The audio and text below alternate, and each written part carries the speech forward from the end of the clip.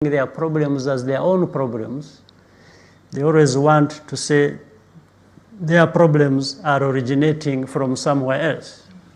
And it seems the world had come to accept that. But I think maybe the way of seeing things is changing also across the world.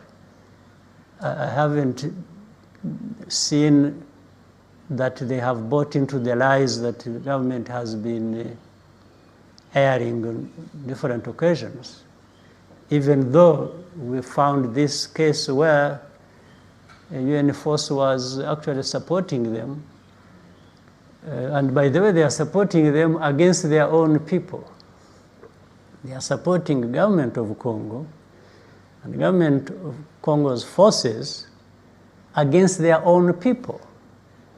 The M23 we are talking about are Congolese. But to explain it further and show how bad the whole thing is, when they are having problems with the M23, meaning the government forces, then they had to take it to the Kinyarwanda-speaking Congolese, meaning it's like you are the same people. So if you are fighting, then you shall go for your, I don't see how anybody can justify this. How anybody can justify that. But also it is proof that actually these Congolese, the M23, are associated with these other Congolese who are being persecuted. So it explains the point that what is happening there as an internal crisis touches persecution of a people of Congo. That's why you are fighting M23, and when you are not getting your way, then you take it to their families, to their kin and kith. It becomes ethnic persecution. But the fact of the matter, these are Congolese, they are not Rwandans. They are only of Rwandese heritage or culture, but they are Congolese by nationality. And how that happened, you can't ask me, because I was not there. I'm not responsible. Rwanda is not responsible for Kinyarwanda-speaking Congolese in Congo. And of course, the other fact is when they have fought M23 and have not defeated them, then it must be somebody else. So for them, the Congolese, the problem is somebody else. It's coming from somewhere else. It's not until they learn to take their problem as their problem and find a solution, then we shall stay in this kind of mess that we find ourselves in. But who needs the mess? And why would Rwanda anyway need to be involved in the Congo? And when we were building peace and security between the two countries from the beginning, how things changed all of a sudden, I think the Congolese have a lot to explain themselves, not me, not Rwanda. Your Excellency, maybe before we move on, just to perhaps contribute to the relationship amends between Rwanda and DRC.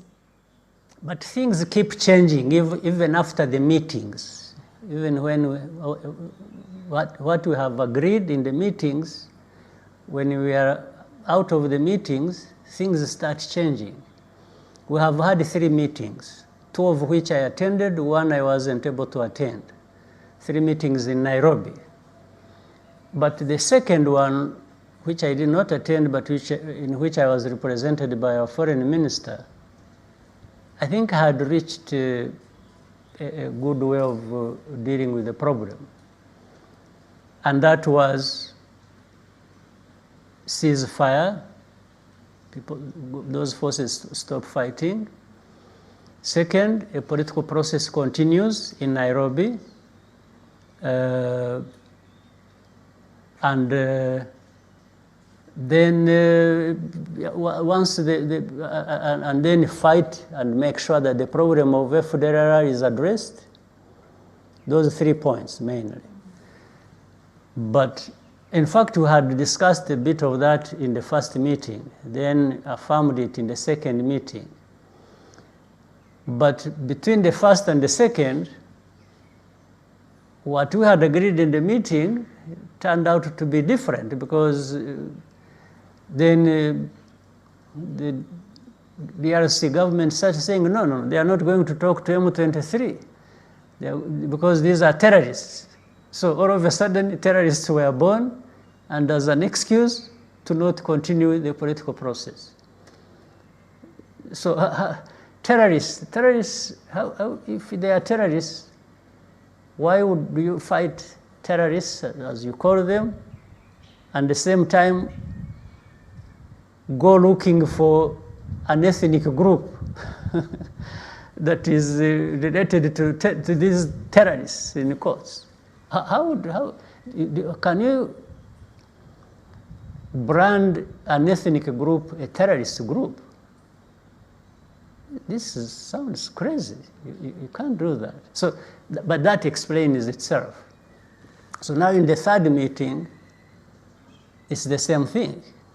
It is, this time, have a force, East African force, which would go to Congo to ensure that the ceasefire that we are talking about actually holds and allows political processes to take place.